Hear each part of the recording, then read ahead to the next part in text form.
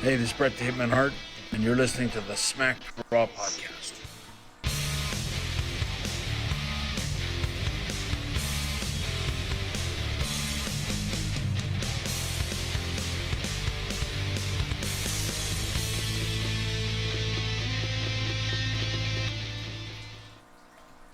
Hey, how's it going, guys? And welcome to the Smack Raw podcast, your one-stop shop for all your wrestling news, recaps, reviews, pay-per-views, predictions, all that other good stuff. We are the exclusive recap podcast of Wrestling News World, so go ahead and check them out. They post up a lot of wrestling articles, a lot of WWE, New Japan, AEW, all the works. Recently, they just dropped an article about how Karrion Kross might be the next biggest star in WWE. So go ahead and check that out. That's WrestlingNewsWorld.com for more information. And you can find the podcast there as well. You can also find the podcast on YouTube.com/SmackRaw Podcast. We're also available in the audio realm, wherever you consume all your podcasts, whether that's Spotify, Apple Music, Google Play, whichever you prefer. We're there. Just look at us, Smack Raw Podcast. We have a link tree in the comment section down below, so go ahead and hit that link. It'll take you directly where all our content is. I am your host, SES Vince, and today I have my friend RN from Mean Jelly Beans YouTube channel and Mean Jelly Beans Memes on Facebook. How's it going, my man? How you doing? What's good, bro? Good. Took a little 1 week vacation off. Had a little stuff going on with the fam. My mom actually passed away, but like I said, definitely appreciate you guys, all the support you guys gave me and stuff, and ready to get back in and get this going, bro. You know how we do. You know the man. vibes. Hey, man, we appreciate you coming back onto the show, man. We missed you last week. Shout out to Matt from the Smacking the Raw podcast who came in and filled in on the big shoes. He did a great job. And apparently he is a Houdini. He is a miracle worker. He knows the future because he predicted about like 90% of what happened tonight on NXT. I had him on the show. A lot of the storyline beats that he thought was going to progress within the tournament and other storylines in NXT, he predicted them. He knew what he was talking about. It seems like he should, right? He has his own podcast. He's been having it for a couple years now. He should know what he's doing, right? Right. But overall, man, what you thought of the show? It was actually a pretty decent show. Like I liked how it was kind of, I don't want to say reserved, but it like had its high spots, low spots. Like it was pretty, I don't want to say all over the place, but I like how it kind of like bounced around as far as like the tone and the pace of the show. So I was definitely into it. For sure. Likewise as well. There wasn't anything too crazy going on in the show, but there was enough good stuff. It's good stuff to move the story along, get the story beats. There were a couple shockers in there. Like we'll talk about it once we get there. Actually, one of the first shockers was the opening match. So we had the quote unquote Stallions and Timothy Thatcher and Matt Riddle, the current tag team champions, defending their titles against Imperium, all the way from NXT UK, Fabian Eichner and Marcellus Bartel. The way this match was framed, it made it seem like the champs were at a disadvantage because they lacked the experience and the continuity that Imperium had. They were saying that Imperium's been together since 2019, so they've been together for over a year. Timothy Thatcher and Matt Riddle have been together for 3 weeks, a month, if that. And it showed. That was the story beat that they were trying to tell in the match. And I like when they're doing the little story beats. And overall, again, solid match. All four of these members in this match were really, really good. They're going to put on a solid showing. The big story beat was towards the end of the match where Matt Riddle goes to hit monkey flip on who was it? On Bartel, I think. Yeah. He tries to hit a monkey flip on Bartel, but hits Timothy Thatcher on the apron, and he falls down to the ground. Matt's like, yo, are you okay? What's going on? They're trying to gather themselves, regain their composure. But Thatcher's like, you know what? I'm done with this. I'm out of here. You're on your own. And he starts slowly walking away. And Matt's like, yo, Tim, where you going, man? And then essentially it turns it into a handicap match, Imperium versus Matt Riddle.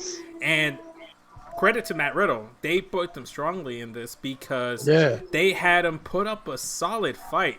He got out of their finisher. Do you know what their finisher is called? I forgot what it's called, that European uppercut or whatever. Yeah. Their tag team corner finisher. I don't know the name of it. I'm sorry. If any of you guys know, let us know. But he reversed the first attempt. He hits what was it? The Final Flash knee strike. tries to get the momentum back in his favor, but the number is too much for him to overcome. They do eventually hit their finish on Matt Riddle. They pin him for the 1-2-3. Imperium is your new NXT Tag Team Champions, and this surprised me to find out that they weren't NXT UK Tag Champions. This is their first tag team title run, so I'm totally down with this. What is your take on the match itself and the results? No, I don't want to say I've seen it coming like shout out to Smacking the Raw Matt did, but anytime NXT does these beats where they hammer home a certain narrative, it's kind of like their tell and shows their hand. Like them kept using that inexperienced shit. I knew something was gonna go wrong. I didn't think it'd be like in the middle of the match. I thought maybe they might have lost by disqualification or something, and then he turned on them. Definitely didn't see them winning the tag titles because they literally never won in the NXT UK. But this is, remember when we had this conversation about the Timothy Thatcher that I know and that I was remembering? You're gonna get that guy. He is gonna beat the shit out of Matt Riddle, which we'll get to later. Oh, for sure, man. I saw a lot of glimpses throughout the entire show, and they do these things. I like when wrestling shows just do this in general, where they play up a story beat to start off the show, and they interweave that one story beat throughout the show and pay it off at the very end. I love when they do that. One thing that reminds me of that is Raw after the 2004 draft, where Sheldon Benjamin was walking by Evolution. They were making fun of him. He stood up for himself. He challenged Triple H to a match, and they were playing up that story beat up until the final match when Sheldon Benjamin got the win on Triple H. So I love it when wrestling is able to do that, especially NXT and AEW, because they're the main shows that go ahead and able to do that consistently. But yeah, so new tag team champions, Imperium. We'll see who steps up to excuse me, to step up to the plate and see who challenges them next. I don't know who's next in line for them, but we'll find out. Is there any? What other tag teams is there in NXT? Oh, Persian AOP. I know there's Malcolm Bivens' team. Malcolm Bivens' team, Undisputed Era, but I don't know if that fits. They got their own things to deal with. Trying to think, there's not too many tag teams right now in NXT. That's what I'm saying. I can't think of one. Maybe that Luchador Mafia is a babyface faction. And maybe that's what it is. But let's move on, man. Next up, we had Tegan Nox against Indy Hartwell. One thing I gotta ask, man, what is it with Australia, man? They're producing all these talents for WWE, left and right, nonstop. I liked her too. Like I thought she moved well. I thought her movesets were pretty dope, and I didn't realize how big she was. She's a big athlete, man. I personally have had a chance to see her.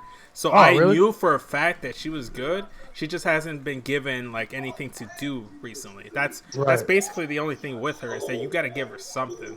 Right. And well, this is her second or third match on NXT, isn't it? I think she debuted in that Battle Royal to determine the number one contender. And then she lost to somebody a couple weeks ago. That was on Raw a couple weeks ago against Shayna. Oh yeah, it was Shayna. Yeah, it was she was okay. on Raw. Yeah, so she's never really had a chance to really like show out in singles content on NXT. I liked what I saw, man. No pun intended, because her like tagline is "Impressive Indy Hartwell." She was very impressive in the match. I was so totally behind it. It was a solid match. I kind of felt like Tegan Nox was going to win this, and she did pull off the victory with the Chinese Wizard, because it looks like they're trying to build her up, because they need to build up faces for Charlotte to face, or Dakota Kai, or Candice LeRae. You have to build. They have three big heels in that division. You got to build up baby faces. They don't have too many baby faces right now to speak of, other than like Rhea Ripley and Mia Yim. The only thing about this match that I was not cool with, and you know, I mess with Tegan for sure. That choke slam, she's got to stop doing that shit. I was gonna bring it up. She's got to stop. How do you feel about that choke slam? Because I know Jay Thunder, our third member of the team, he hates her using choke slam because he's a big guy. He's an indie wrestler, and he doesn't approve of smaller wrestlers using choke slam because it's been associated with bigger athletes, bigger wrestlers. Yeah, like I said, it looked terrible. Like she didn't, like it just looked terrible. Like she couldn't get her up. Like she looked like she almost dropped her when she did get her up. Like it was just, she's got to stop doing that. For sure. I like the name of it, the Lady Kane or whatever the hell Morrow called it. Yeah. I dug that. That's what she calls herself, Lady Kane, and I get it why she's doing it because Kane's one of her favorite wrestlers. I think her favorite wrestler, period. So that's her paying homage to Kane. I get it. Maybe just work on it. I don't know if that's her. I don't know if that's the opponent not being able to sell the Chosen. Regardless, though, it was a victory for Tegan Nox. She looked solid in the showing. I think she might be the person that's going to be groomed to take on Charlotte Flair next, while Rhea Ripley and Io Shirai get their shit together, basically. Yeah. She's got... I can't take the Shining Wizard seriously as a finisher, man. I just can't. Like, even for Adam Cole, like, I mean, especially once he pulls his thing down, he has that little tiny-ass knee, like... at least hers, she does have those bulky-ass knee braces, so it looks a little bit more realistic, but I just, like... I don't know that. It's because her shiny wizard is the shiniest wizard, so that's what puts it over. That's why it's like a higher tier than all the other shiny wizards. Yeah, all right. Anyway, moving on. We had Matt Riddle Facetiming William Regal, and he was. It was confirmed that he got what he wanted. He asked William Regal for a match against Timothy Thatcher later on tonight, which he got. Regal approved it. But right as he was getting interviewed, I forgot what her name is, that one blonde in NXT, but he was being interviewed by her. Timothy Thatcher just comes in, jumps in, beats him down, and throws a TV monitor at Riddle and just walks away. I thought that was great. When I saw him on the FaceTime, I just thought like back in the day when my sister would like call and tell on me and my brother to my mom at work, bro. Like that's like that's all I could think of, like when he did that. It really did feel like Matt Riddle was telling, like just snitching. He was just basically snitching to Regal. I'm like, hey, Timothy Thatcher wasn't playing nice in our tag team match. Can I have a match against him? He wasn't being nice to me. Like I totally get that. I didn't get that reference initially, but now that you pointed out, it did seem like he was snitching. Come on, Riddle. Straight Josh snitching on him. Like, bro, come on, bro. So I'll let you talk about the next match. We had Tony Nese versus Jake Atlas, just because Tony Nese is one of your guys. What happened here, man? What went down? I mean, I already knew he was going to lose. I mean, it's pretty much guaranteed that Tony Nese is never going to win a match on NXT. Right. Get out, Mello. Get out. Stupid dog jumping on the couch. My bad. No, you. Yeah, I mean, it's a dope match, and like they had good chemistry, I think, and both of them being kind of bigger and athletic for as far as like the cruiserweights go. Like, I thought the match was dope, and Jake Atlas is, I mean, he's raw, and that finisher, whew, that, I mean, and he got a name for it. He got a name for it now. Yeah, like I said, it is, that finisher is dope. I mean, it just is. So, obviously, the way I interpreted this match is that it kind of had to be Jake Atlas to get the win here. Tony Nese was already eliminated. There's nothing he could have done. And he was just here to play the spoiler. And him losing also set something up for later on in the show. So Jake Atlas had to win also because it raises the stakes for Drake Maverick's match against Kushida. So if Maverick beats Kushida, Jake Atlas advances.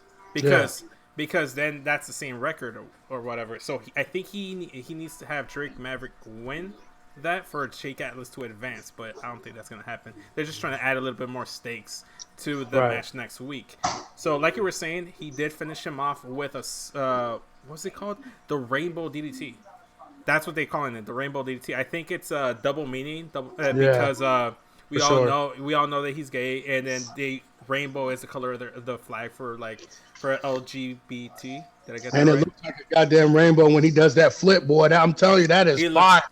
It looks amazing. It looks fucking-tastic. So I don't like I said, every time he's done it too, like it doesn't look off. It doesn't look like you could tell his background and stuff plays a part in it why he does it so good, but like it doesn't, even though we know it's unrealistic as shit, but I mean it still looks realistic and like I said, it's dope. Like it's probably one of my favorite finishers right now, to be honest. Like I love it. If it was a 2K, I'd add it to my guy right now. Right. Not 2K20. I had to go back to 2K19. I'm not touching 20. Going back a little bit, I skipped over it. Rhea Ripley had an iPhone promo, basically saying she's not done with Charlotte. The big point she was trying to make is like that Charlotte's holding on to her title, that it doesn't look right, Charlotte having the NXT title, and that if anybody's going to bring the NXT Women's title back to NXT, it's going to be her. And the entire time, I'm over here like, No, I'm not to sound like Bianca Belair, not to steal Yeah, her thing, but sounded exactly like girl, her. no. What is you talking about? You lost clean to Charlotte Flair. Clean. You have no claims to go ahead and come That's for that why title.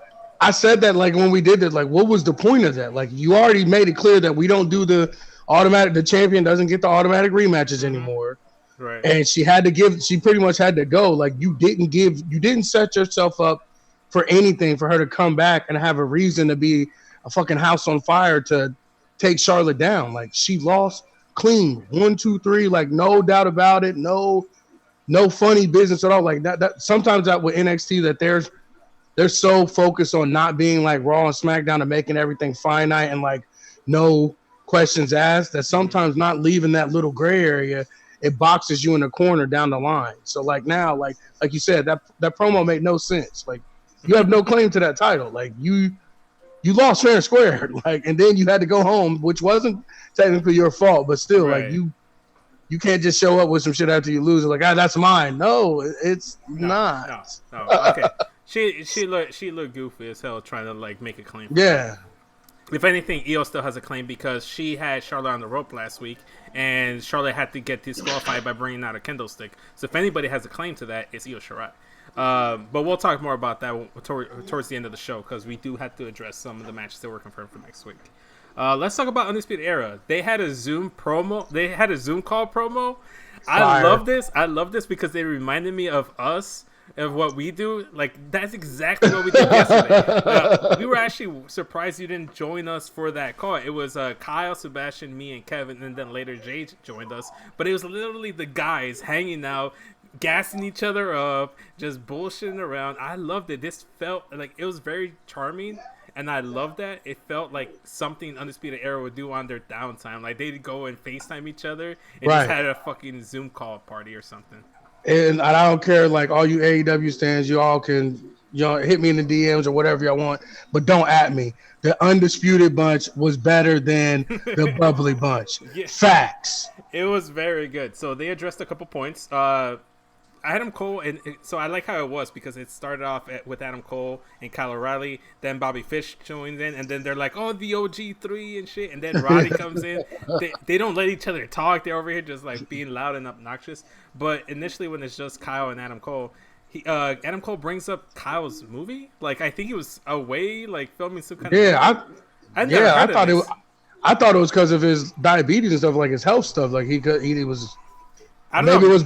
Well, maybe it started out that, and then the corona hit, and he was just like, maybe, or you know what it could be. It might be a situation where they're trying to not address the coronavirus situation and make it seem like he's out here making moves and shit. Kind of like when Sasha was out injured, and Bayley was like, oh, she's out there recording her rap album or something. Right. So it might be something like that. They also address Adam Cole finally defeating Velveteen Dream and just putting an end to him. They bring up Dexter Lumis and his obsession that he has with Undisputed Era. They're like, yeah, what's up with that? Why is he so obsessed with us? And they're like, you know what? Someone needs to teach him a lesson. And it's like, yeah, someone does. And then they're all like chiming in with each other. And then they're like, at the count of 3, we're going to say who's going to face him next week. 1, 2, 3, all 4 of them say Roderick Strong. I fucking died. That's just hilarious. Like the fact that they're so in sync. It's so good, man. That's my thing too. Like I love. Don't get me wrong, talking shit about the Inner Circle. Like they're dope too, but the Undisputed Era, you can tell the chemistry that they have is not. It's not manufactured. It's not WWE chemistry. You can tell that they're genuinely friends and have been friends for years because, like you said, how in sync they are in the ring, out the ring, their promos, everything. Like they play off of each other. Like I mean, it's no delay. Like. They can tell what the next one's going to do or say just like that. And like you said, how you were talking about how the team of Roddy and Bobby Fish was so good, even though they've never tagged before. But like I said, their chemistry helps all that along. And that's why that's the thing I love about the Undisputed Era. And I hope that they keep that rather when they move them up or whatever they do with them, that play up on that chemistry, keep it like it is. Don't do like the Shield stuff where one of them leaves or whatever. You don't have to. Like, they can all be stars within their own right and still stay together. For sure, man. So speaking of stars, we have Karrion Kross and Scarlett. They had like a music video-esque vignette They were using the end is here theme that was like from like an old Judgment Day pay-per-view. That's where I know it from, because I remember that's like a classic WWE track that they had back in the day, like in the early 2000s. And I liked it. It hyped him up and made him feel like a big deal. Man, what you think of it? Like, I thought it was dope. He looked dope. Yeah, it was dope. I love the TikTok thing. It's so creepy, and like I don't know why it fits him, but it does. But like I dig that, like that TikTok, like you're just waiting on him to murder you. Like that's all I keep thinking in my head when he does that. Like I like I said, I know who he is, and I've seen some of his matches and stuff. Like I didn't like his debut match. I thought his finish was kind of sloppy. Right. How he did his finisher and stuff, you could tell was kind of botched. But like, he's green, and they need to just admit that and bring him along slowly. Like, and I think Ciampa's the perfect first opponent for him. Yeah, for sure. I mean, we're really high on him, and the rest of the crew on Wrestle News World are also high on him. Like I said at the top of the show, there is an article up there right now. It should be on the front page of it, where they make a case as to how Karrion Kross could be the next biggest star in WWE. Yeah. So definitely go check out Wrestling News World, but also check out Belts by Dan, the new sponsor for the show. Belts by Dan is a custom championship belt manufacturing, repair, restoration, and resale company started by the owner of BeltTalk.com. Belts by Dan offers fully custom championship belts designed identical to those of the quality of those used on television by major boxing, MMA, and pro wrestling companies. We also offer accessories for owners of existing belts, as well as resale of already completed belts targeted at high-end collectors. So, Jay Thunder, if your PWX Tag Team title gets busted up, one of the buttons gets messed up, take it to Belts by Dan. They'll take care of you right away, and let them know the Smack Raw podcast sent you, to let them know that we're looking out for their best interests as well. Thank you, Belts by Dan, for sponsoring this show. So, moving on, we have Dakota Kai and Raquel Gonzalez. They have a little vignette. And I like how they're slowly building them up. NXT does a really good job of that, where if a certain wrestler isn't being used, they use like a vignette or like a video package or like a promo, like Undisputed Era, to make sure that they keep them in the fans' mind. Yeah, to make sure you don't forget about them. I thought it was really good. But I want to talk about the next segment. We had DX in NXT. That was fucking dope. So, early on in the day, we had William Regal on the bump say that NXT had a big announcement that was going to be announced on the show later on tonight. They, somewhere, like I want to say like an hour before the show actually kicked off, they said that it was going to be a DX that was going to make the announcement. Yeah. And they were backstage, basically like in the studio truck or whatever. And they're just goofing around, just doing the standard DX stuff. Eventually, Road Dogg comes out. He's giving Triple H shit about like In Your House. Because they talk about how tomorrow, I think, is the 25-year anniversary of the first WWF In Your House pay-per-view. And they're going to do it again, one more time. NXT TakeOver In Your House. It's going to happen June 7th, Sunday, June 7th. So TakeOvers have now moved to Sunday pay-per-views as well. Also, too, I guess they're trying to like not clash with like an AEW just in case there's a scheduling conflict. They were trying to make sure they get the buys. And for the most part, I think Sundays are a better night for pay-per-views in general. I think WWE just prefers that. And that's the thing. I like having Saturday. The Saturday kind of threw it off a little bit, like having them always Sunday and then having that Saturday one. Like I like being at home on a Saturday night, kind of ripped. You know what I'm saying? Watching wrestling. You know what I'm saying? But my thing, like this In Your House stuff, this is my wrestling. This is what I grew up at.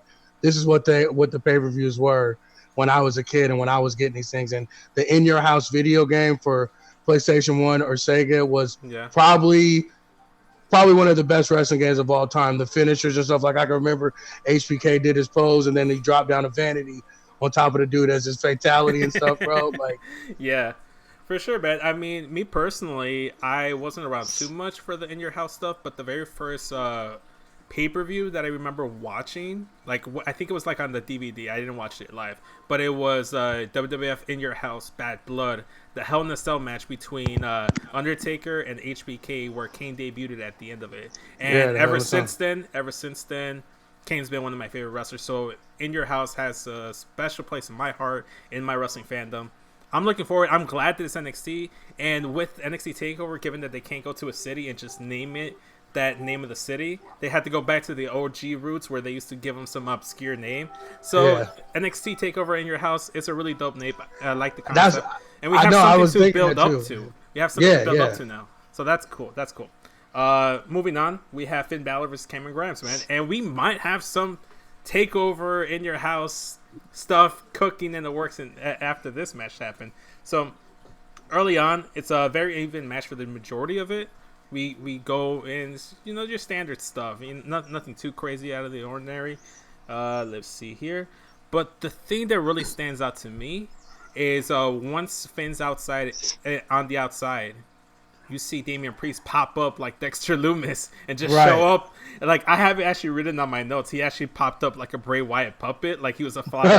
Like, because he was right in the corner and stuff and everything. just like at Money in the Bank during the Braun Strowman Bray Wyatt match, where like the puppets just showed up in the corners. That's how Damian Priest popped up. And Finn's like, "What the fuck? What are you doing here, right?" And he tries to ignore him and try to get back into the ring. He gets Cameron Grimes in the ring. As he's trying to get in, Damian Priest, that goddamn nightstick again, takes out the knee of Finn Balor, and that's all it took for Finn Balor to like just take a step back and Cameron Grimes to take advantage of the situation. He hit the cave-in. It was awkward the way it landed. It looked vicious though, nonetheless. It looked better, to be honest, the way that he kind of did it, where he kind of, it wasn't really like on his chest, it was like on his back, and he like kicked him down. Like, it was, this match was dope, man. Like, I was impressed, and for Finn to give himself to Cameron Grimes like that and give him a chance to like show what he can really do. Like, this is the type of stuff I like, and I think this is the reason why if you're gonna send established stars back down to NXT, they have to give these guys stuff like this. For sure, they have to give them a chance. And the thing that I like about NXT, they're not just having Finn lose for the sake of losing. They're losing because he's transitioning into something else, to a different program, and also Cameron Grimes. This helps establish him, so that's how they're able to keep all these wrestlers at a certain level and not get them like in an Apollo Crews or Ricochet situation where they lose consistently, and then now they start getting built up, and you're like, I'm really supposed to believe that this guy or this girl can go out here and dominate or be really, really good. That's where like it doesn't translate to the audience. Well, Cameron Grimes, he hasn't lost to anybody but Keith Lee, right? I think it was just Keith Lee that he lost to. That's what I'm saying. He hasn't lost to anybody but Keith Lee, and he beat Finn Balor. Like, that's dope. Yeah, so that's a really big win for Cameron Grimes. After the match, though, it's Damian Priest. He grabs a steel chair, puts it inside the ring. He hits his finisher, the Reckoning, on the chair, which is just basically a crossroads. Crossroads, yeah. But I like how he delivered his promo to Finn Balor. I can't, like, I want to not like him, like I do. Like, I'm trying not to like him. Right. But every week he just it's cool. Something about him, man. It is like, it just pisses me off because, like I said, I say this every week. This is what heel Roman Reigns could have been. That's a great comparison. I remember you made that like a month or so when you joined the show. Heel Roman would have been dope, and we're seeing what it could be with Damian Priest. Because I mean, he's got athleticism. He has that it factor. He does. Like, you don't not want to see him on the screen. When he's there, you're glad he's there. You want to see more, even if he is beating the shit out of Finn, which I hated. But I still, like, I can't hate him. Like, I wanted to hate him. Cause that first vignette with that net shirt on, walking through the club and stuff, bro, I'm like, this dude's gonna be ass. He's gonna be gone in no time. You know what I'm saying? Like, why are they ruining Punishment Martinez?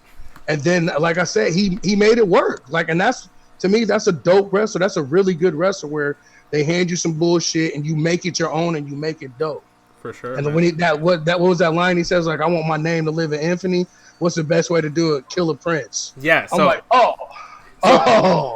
So going back to what Priest did after he hits his finisher, the Reckoning, on the steel chair to Finn Balor, he sets up the chair so that he's like sitting down on the chair, but the bottom part of the chair is like going up against his neck, so it's like he's choking out Finn, but he's still it's like old school like police movies where they like are interrogating the guy. No. It felt like a mob boss standing over one of his underlings trying to intimidate him, get some information. Yeah, that's the way he addressed it, and like you said, that line was perfect. It's like, Like, I still want my name to live in infamy. What's the best way to do that? Take out a Prince. And it's perfect because it's consistency with his character. All he cares about, he's a clout chaser, man. All he cares about is clout. He just wants his name to be, he just wants it to be famous. So whatever he can do, whether that's championships, attack the top stars, he's going to do it just to get his name out there. And he said that, you know what? I did this, but I didn't think it would feel this good to take you out. Just like I did 3 weeks ago. So he confirmed that he was the guy that took him out. I did not see Damian Priest as the guy to take out Finn Balor, but I'm so into this. And Finn Balor just works very well against bigger wrestlers because he can go out there and just like really just like tear them down one by one. I love it. You know what this is? Mm-hmm. You know what this is? I should make this a hashtag. Heels doing heel shit. That should be a t-shirt. Heels doing heel shit. I already got 2 t-shirt designs for you. Heels doing heel shit. And then I got to do the hashtag mute RN.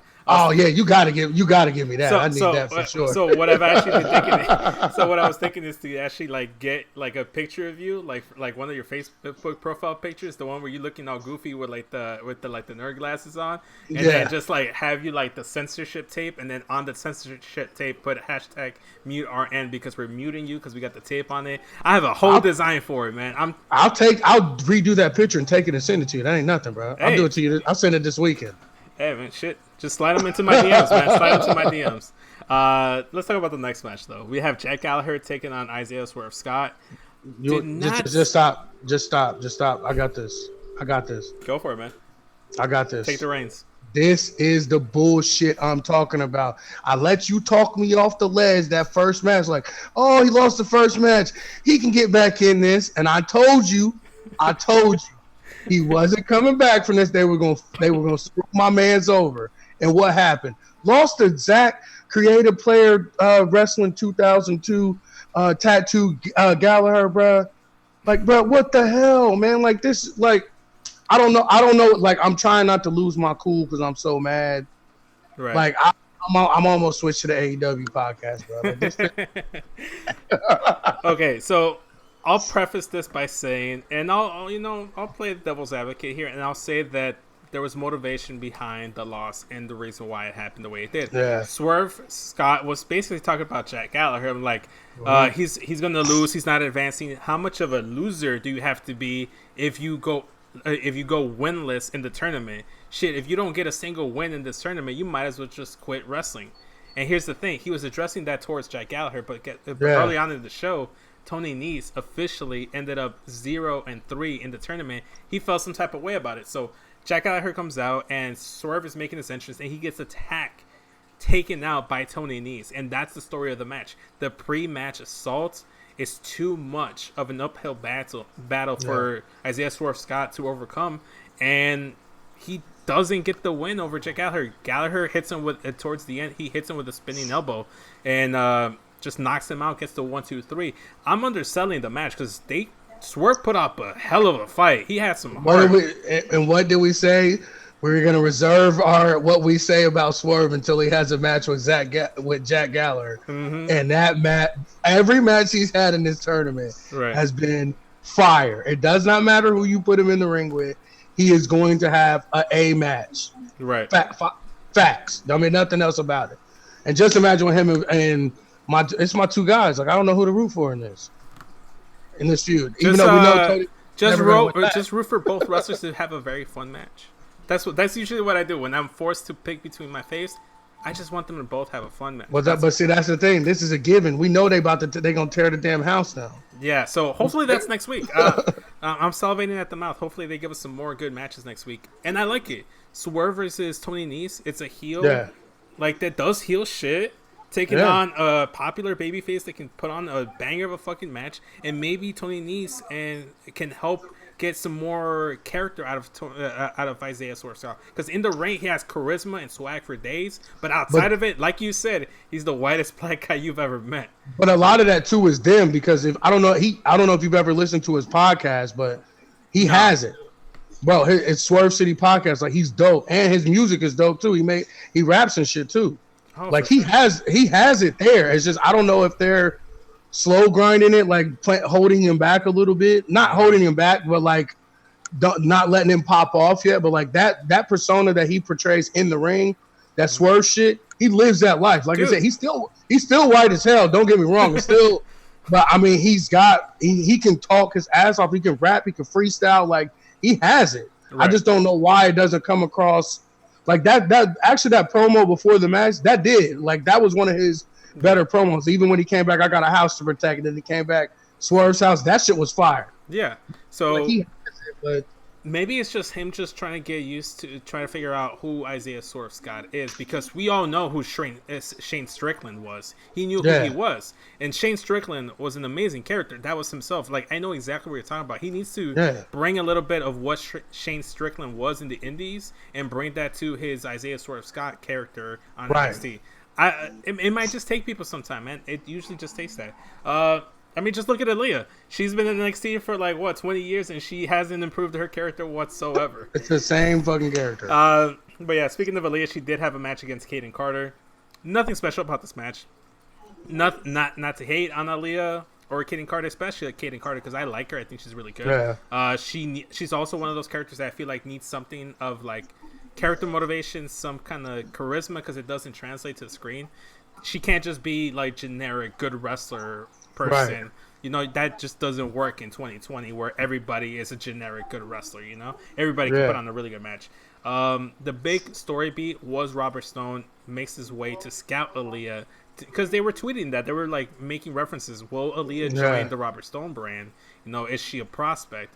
And honestly, Robert Stone coming out to ringside just deterred and distracted Aaliyah, because she was trying too hard to impress Robert Stone, and it cost her the match. She ended up in what was it, like a heel hook kind of submission, and tapped out. It was actually kind of dope how she kind of flipped her over and then turned it into that like Indian Deathlock or whatever. Like, it was fire. But the thing that I'm into, like, I know it's sexist, but like I want Robert whatever the hell his name is, Robert Stone. Like, I'm down for him to have an all women stable, like nothing but women's wrestling. I think that would be dope.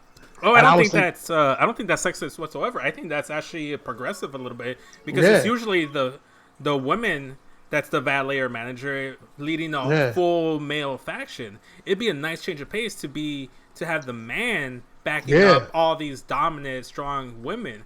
I'm all for it. I'm think that's dope. And you know what? I had another idea off of it. Mm-hmm. Shayna, the Queen's Army. Why can't she just be the only women in a stable full of men? And the leader of the fucking stable. Pair up with Samoa Joe or something. That's what I'm saying. She could probably beat the shit out of half the dudes on the roster in real life anyway. Why can't she be the head of the Queen's Army and have a gang of dudes with her and they just tearing shit up? Like, I think that would be dope. Hey, you know what? Maybe she can join up MVP and Bobby Lashley and whoever they got over there, and she can. Nah, those dudes are too lame. No, that's not. I'm cool on that. Okay, never mind. I'm just throwing stuff at the wall, see what stinks. Let's move on then. Well, actually, before we move on, I do want to go ahead and give props to Matt, because he did call this. Like we were saying at the top of the show, Matt from the Smack and Raw podcast. If you guys don't know who he is, check him the fuck out, because apparently he knows his shit, because he called that this Aaliyah faction with Chelsea Green and Robert Stone might be happening, and he called this last week. But yeah, now it's time to move on to Dinner with the Garganos. I love this, man. Oh my god, this was so dope. Chef kisses all around. Oh my god, when they switched to like the faces and shit or whatever the hell that was. Yes. Bro, that was. I just go back to what I've been saying. The heart and soul of NXT is Johnny Gargano. Yeah, man. I'm sorry, like, I know Matt doesn't agree with us, and I know a lot of people won't agree with us, but Gargano greater than Ciampa. Fire. We called that. I told you and then finally it took you a while to come over to my side of the fence on that, but Gargano can be whatever you want him to be. Yeah. I'm starting to like hop back on the Gargano train. It's just it was one of those things where like towards the end of his babyface run, I just like wasn't really behind him, especially with that match he had at TakeOver with Adam Cole, where he basically got hit with the train and the bus and everything, got hit with all Undisputed Era's finishers, and he still kicked out of everything. It's like, what is he, Super Cena? You know, that's when I turned on Johnny. But I've come back around because he does some great character work. So I just want to go ahead and talk about a couple of big talking points that they addressed in their promo. And they were talking about Dijakovic, Johnny was, and he basically called him a joke. And he's like, this is the guy. This is the guy that took Keith Lee to the limit. This is the guy that went and put on the classic Keith Lee. Shit, he's a joke. If I was able to take him out, then Keith Lee must not be anything special. That means that I could probably take out Keith Lee if I want to. That doesn't say anything about. That says that our North American champion is nothing. It's nothing more than a flash in the pan. The next hot flavor of the month. Hashtag heels saying and doing heel shit. So then they Johnny basically when they do the whole like paranoid like that like the gray black and white stuff. He's like basically he says like, look man, you speak our names, there will be consequences. Basically they were saying, keep my name out of your mouth. Keep my name out your mouth. I freaking loved it. I loved that. That's what that was. Then I love when Candice transitions. It's like, well, you know, I was doing some stuff too last week. I'm like, oh yeah, you were. And then she was saying like, look, last week I took out the American Ninja Warrior. Like, what was that? And then Mia Yim last week, she had a match, the big opportunity against the NXT champion Charlotte Flair, and she lost. What has Mia Yim done to deserve a match with Charlotte Flair? All she does is lose. All she does is take losses. She doesn't get any big wins. And I'm over here making the big statements, getting the wins. Whereas my big opportunities, when does Candice LeRae get the shot at the champion? Basically, and I love that, man. Candice just said everything I've been saying about Mia Yim for the past 3 months. She really has. The minute I heard Candice talk like that, I'm like, oh, I know RN was feeling that promo. I know. He was like, preach, sis, preach. So Candice was saying that last week Casey was an example of what happens when you cross them. Like you cross. Go back. We got to do this part when he said she was a ninja. I don't know. She was a warrior. I don't know about. She's American. Okay, she was American. Okay, maybe she isn't. Yeah, it was a small little like hint of like comedy stuff, but it's more or less it feels like how they are as a married couple, and it was good. It didn't like negatively affect their heel character because that was just like two like a married couple just interacting with each other and being cutesy with one another. So I dig it. I'm all for it. So. Yep. Johnny punctuates the entire promo by saying that he knows what Keith Lee is. He's been where Keith Lee was. The hottest thing, the fans behind him, the roar of the crowd. But here's the thing, Keith. Eventually the fans will turn on you the way they turned on me, and they'll move on to the next hot thing. And they planted the seeds for Keith Lee and Mia Yim versus Candice LeRae and Johnny Gargano. Give me all of the smoke. I want all that. I fucking dug that. Keith Lee versus Johnny Gargano. I didn't think that's a matchup I even wanted to see. It wasn't in like my list of Keith Lee matches, but now this new heel Gargano with this new heel Candice, this might be the thing that Mia Yim needs to get some character out of her. And they're actually like acknowledging that like there's something because like on social media it's pretty everyone. If you follow them, you know that they're together or whatever. Like this is the first time they've actually like mentioned it or acknowledged it on TV. So for sure. So there's some continuity there. So we'll watch and keep an eye out for what takes place with this feud. I would imagine some kind of an answer from Mia Yim or Keith Lee, either via a promo or like a iPhone like video shoot promo, something to address it. And this could be a match that leads into TakeOver in your house. Either 2 singles matches or an intergender match or a mixed tag match, whichever. I think it's going to start out 2 single matches and then somehow morph into. Either way, I wouldn't be surprised to see either of those matches take place at TakeOver. Right. But let's talk about the matches next week because we have 3 matches confirmed. We have Kushida versus Drake Maverick. We have El Hijo del Fantasma taking on Akira Tozawa. So these are the final 2 matches of the tournament to determine who are going to be in the finals to crown the interim champion. And we also have Rhea Ripley taking on Io Shirai next week. If that's not the main event, they're fucking up. If they're fucking up, that's not the main event. So before we move on and talk about tonight's main event, let's predict and speculate on who will win next week. So Kushida versus Drake Maverick, man. Who you got? Why are we even doing this? It's Kushida for sure. Okay, I mean, I just wanted to see if you had a different take. I mean, the man's fired, and clearly Kushida has been the ace of this tournament anyway. Like, I'm not gonna say I'm out on Kushida, but like, it's not hitting for me. Okay, I get you. I mean, I'm just a little bit more behind him just because that was my guy in New Japan, so I still support. Well, that's the thing too. Like, I don't feel like he's got to that New Japan Kushida. Like, we haven't No, he seen hasn't. I think the everything best, he can do. I think the closest thing we got to it was his match against Walter. That's the closest we saw him to get to that level. So then let's talk about El Fantasma, Hijo del Fantasma versus Akira Tozawa. Tozawa is 2-0. Fantasma is 1-1, so Fantasma needs to win here. And if he does win, he does formally advance because he'll have the same record as Tozawa. But given that the head-to-head matchup, he'd have the one-up on Tozawa, so he move on by proxy of that match. So that match means a lot. So the winner of that match actually gets to the finals. Well, apparently Tozawa is the Roman Reigns of cruiserweights, so I don't know. I don't know what to do. I'm torn. Like, I don't know. I think he's just gonna steamroll through this tournament, like he has been. Like, Akira Tozawa, like, really, like, get the fuck out of here. Okay. Akira Tozawa, he's jobbing out on Raw every damn week, right? To Apollo Crews and all these people that never win matches, and then he comes to NXT and beats Swerve and beats all these guys. Like, to be fair, he lost to Lashley in the Gauntlet, and then last night, who the fuck did he lose to on Monday? I know it was a big name. No, but I know. It's all. I know, and it's all L's, bro. And then he has no wins on Raw and undefeated in NXT. That makes no fucking sense. There's no continuity for sure. And I get it's a different division, and he is a former cruiserweight champion. I'm not really taking nothing from him. Like, I don't want to be like I'm bashing him like he's not a good wrestler or that he doesn't deserve respect, especially being that he is a former champion. But the guys that he's been beating besides Jack Gallagher, like, stop, bro. Like, I mean, stop. think about it like this: what if it's more of a situation where like the weight classes actually play into a factor, similar to like if you put like to take it to MMA standards. But if you go with like a GSP taking on like John Jones, there's a size mismatch there, and GSP could be one of the best wrestlers, best fighters in his division.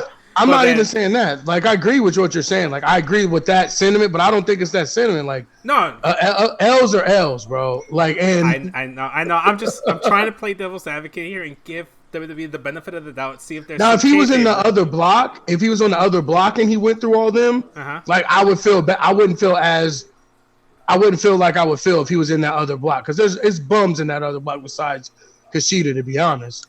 Like, if it was them two in it, Jake like, Atlas is really good. Yeah, but I mean, we didn't know that until we actually got to see him in the ring. How he was, you know what I'm saying? So you just swap Kushida with Akira Tozawa, basically, is what you're saying. Yeah, you know what I'm saying? Like, if it was something like that, then I would feel better about it, because that side of the block, like you said, we didn't know what Jake was going to be. We didn't know he was going to end up being dope and have that bomb-ass fucking finisher. We didn't know that was going to happen. And Maverick is fired. So, like, if he had went through them, like, I would feel better about it. But, I mean, come on, man. Swerve and all these, like, I can't get behind. I'm sorry. So that would be a big factor if Tozawa does go ahead and go undefeated and go into the finals against Kushida. I don't think that's the case. I still think it's going to be Fantasma that picks the victory here and moves on to the finals. That Mass Luchador Mafia is going to play a factor. Either they're going to help against. Dude, if Tozawa does win, it's because that Mass Luchador Mafia tries to go ahead and kidnap Fantasma. What if the swerve that was Tozawa is the head of the Mafia, bro? Stop it. Anyway, I think Fantasma is going to advance and face off against Kushida next week in the finals. So I think that's going to be the finals. I hope that's what happens. Yeah. The final match for next week that's been confirmed: Rhea Ripley versus Io Shirai. Who takes this, or do you think it's going to be a non-finish with Charlotte attacking them both? I will go with. I'm 50-50 between that and Rhea fucking winning clean. She better not, man. They can't be doing. You know, I don't even want to go into it, man, because we've addressed this in the podcast before, where they're treating Io Shirai. She's the new Bianca. She gets to a certain level, but she can't get past to a certain level because, God forbid, they touch like Rhea Ripley's status or Shayna's status back in the day. She just can't get past that certain level. But we'll see what happens, man. Finally, the main event: Timothy Thatcher versus Matt Riddle. Like I said, this was set up earlier on in the show. I thought it was an interesting like dynamic where these two guys started off tag team champions, start off the show, lost the titles, got into it twice throughout the program, and they culminated into a match. And they didn't waste any time. They went right at each other from the jump. And it was mostly just mat-based MMA-esque style match.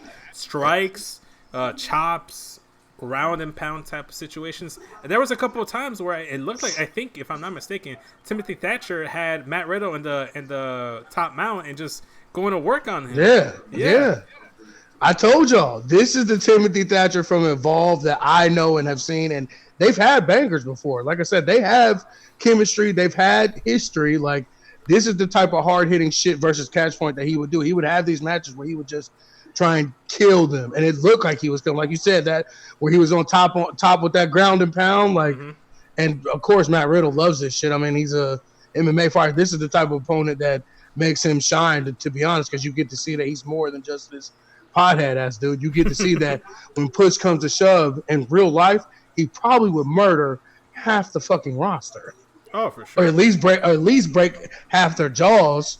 I mean, you know what I'm saying? Like, that's why I like seeing these type of matches, because you get to see he put his whole arsenal out there for us to see. Yeah, they're both their styles mesh very well. I liked it. The finishing sequence though was beautiful because Timothy Thatcher does get Matt Riddle in the Fujiwara armbar. It gets reversed. He goes to do the powerbomb flip thing. He tries to do the final flash knee strike, but he fucked up because he goes and says, "You are not my bro." My bro. And then when he got the finger, that gave Thatcher the opening to grab it and put him in the Fujiwara armbar once again. It looked like Matt Riddle was about to tap out, but he reverses it into a roll-up, gets the win. 1, 2, 3, sneaky victory by Matt Riddle. Makes him look good. Doesn't necessarily hurt Thatcher. Makes him look like more of a beast after the match because he's like, you know what? I'm sick of his bullshit. I'm sick of him getting this fluky shit to go. And he just destroyed him, beat the crap out of him post-match, and put him in the Fujiwara armbar for a third time and made him tap out. He stood tall to end the show. That says a lot about what they think and consider Timothy Thatcher going forward. I told you, Shawn Michaels tweeted before his first match that his 3 people that he think is going to be something, the next big things in NXT was Cross, Timothy Thatcher, and it was, I forgot who the other person was, but it was definitely Cross and Timothy Thatcher. I can't remember who it was, but I know he's a big Jordan Devlin guy. He runs the NXT UK over there, so of course he's a big Devlin guy. He's a little biased. But that's what I'm saying. This is the Thatcher that I want. And he was this and wasn't even a heel. He was the face for Evolve. He was the face champion, and Catchpoint was attacking him and screwing him over. He was just fucking bludgeoning them. Bro, this is it's not pretty. Some of it is his transitions and stuff and everything. You can tell he's got skill, but just those chops and those elbows and stuff. And I hate the Fujiwara as a finisher. I will say that. But besides that, I mean, shit. I mean, this was a banger. Yeah, it was really good. I liked it. I thought it was fucking dope. Their styles meshed perfectly. Yep. I'm excited to see what comes next between their feud. I hope they don't just give everything up. You know, I hope they don't blow their load right away. I hope it's a submission match or something at when was the last time we had a submission match at a wrestling pay-per-view in WWE? Bro. When was the last time we had a submission match? Bro, this will be fine. That's what I think, that they blew the load and gave him this match, because I think it is going to end up being that. It has to be. What else could you do with him? Yeah, do it at TakeOver in your house. I just think, bro, wait till you see him versus Walter. Think about Thatcher versus Walter. Fire. And they were a tag team on top of it. Oh, I can see it, man. I can't wait. But, I mean, yeah, that's the show, guys. That's everything that happened at NXT. Oren, is there anything else you want to touch on the show that happened before we sign off? No, it was, like I said, it was a decent show. Thatcher being threaded throughout the show. I mean, everybody knows, if you follow our show, you know how I feel about Matt Riddle. So, I mean, this was definitely I was digging it all the way through, start to finish, for sure. Nice. Okay, cool. Last thing I want to say is to go ahead and use the hashtag SmackedRaw and Smacked NXT. Use Smacked NXT so that RN, myself, and Matt Riddle from the Smack and Raw podcast can go ahead and get some questions, get some conversation going, and have them answered here on the show. If you want a shout out, you just want to Right. interact with us, just engage and be part of the show. Use the hashtag SmackRaw on Twitter, and we will look for it before the show ends, and we'll shout you guys out. Also, too, use the hashtag SmackRaw for the rest of our stuff, for the Raw SmackDown portion of the show. You know, just get that trend going. It's leaves it a little open to interpretation, man. You know, like, but it's PG all here with the SmackRaw hashtag.